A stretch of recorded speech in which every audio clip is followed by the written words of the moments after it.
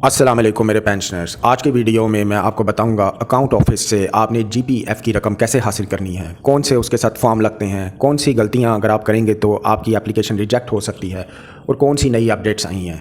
तो मेरी वीडियो आखिर तक देखें ताकि आपको कोई प्रॉब्लम ना हो और आपको जीपीएफ फ़ंड ईज़िली आपका मिल जाए। तो सबसे पहले चलिए चलते हैं पहले स्टेप की तरफ कि आपने जीपीएफ फाइनल पेमेंट की एप्लीकेशन कैसे तैयार करनी है। आपने जो एप्लीकेशन तैयार करनी है उसने आपके साथ जो डॉक्यूमेंट्स अब मैं आपको बताने लगा हूँ वो लाजमी लगाने हैं। सबसे पहले तो आपने जो उसका एप्लीकेशन फॉर्म है जिसका नाम है GPF final payment application form वो निकालना है।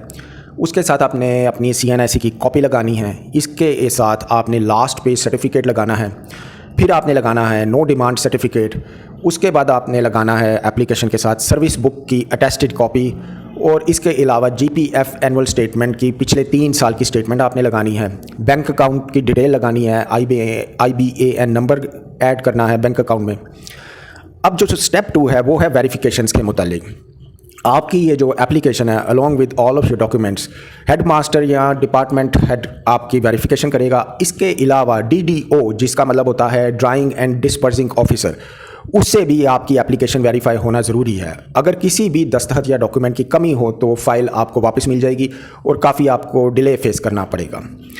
जो तीसरा कदम है जब आप वेरिफिकेशन करा लेंगे, सिग्नेचर्स करा लेंगे, तो वो है कि आपने एप्लीकेशन जमा करवाना का कौन सा मुकाम है, कहाँ पे आपने एप्लीकेशन जमा करवानी है।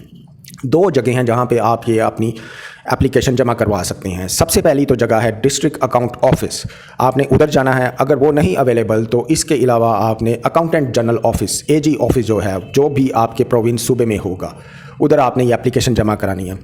इसके ऊपर जो प्रोसेसिंग टाइम है आम हालात में तो 15 से 30 दिन लगते हैं, लेकिन चूंकि अब तमाम सिस्टम डिजिटलाइज हो गया है, अगर आपकी कोई भी चीज़ मिसिंग नहीं है तो आपको मैक्सिमम 5 से 10 दिन में ये प्रोसेस आपका कंप्लीट हो जाएगा। कुछ ऐसी गलतियां हैं जो आपने कभी भी नहीं करनी, नहीं तो आपकी फ़ाइल आपको वापस मिल जाएगी। जो मेन गलती है, जो सर्विस बुक है उसके तमाम पत्ते, तमाम सफ़े साफ़ नज़र आने चाहिए। CNIC आपने चेक कर लेना है, एक्सपायर ना हो। इसके अलावा GPF की स्टेटमेंट लाजमी लगानी है, कुछ लोग हैं वो नहीं लगाते, और 3 साल की स्टेटमेंट लगानी है।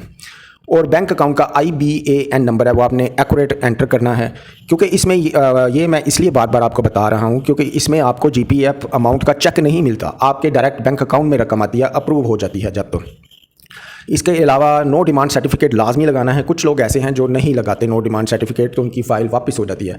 और जो दस्तखत मैंने आपको पहले बताए हैं जिन ऑफिसर्स के, उनकी आपने दस्तखत लगाने हैं। अगर आपकी ये गलतियां नहीं होंगी तो आपकी फ़ाइल इंशाल्लाह ताला क्लियर हो जाएगी और आपकी GPF की अमाउंट डायरेक्ट आपके बैंक अकाउंट में आ जाएगी। उम्मीद करता हूँ आपको ये मेरी वीडियो काफ़ी इन्फॉर्मेटिव लगी होगी। अगर पसंद आई है तो प्लीज़ इसको लाइक कर दीजिए और अगर आप मेहरबानी फरमाएं तो चैनल को सब्सक्राइब कर दें और मेरी वीडियो ज़्यादा से ज़्यादा लोगों को शेयर करें ताकि उनको कोई प्रॉब्लम ना हो रिगार्डिंग GPF अमाउंट। तो मिलते हैं अगली वीडियो में। एडवोकेट मुस्तफ़ा कमाल को इजाज़त दीजिए। अल्लाह हाफ़िज़।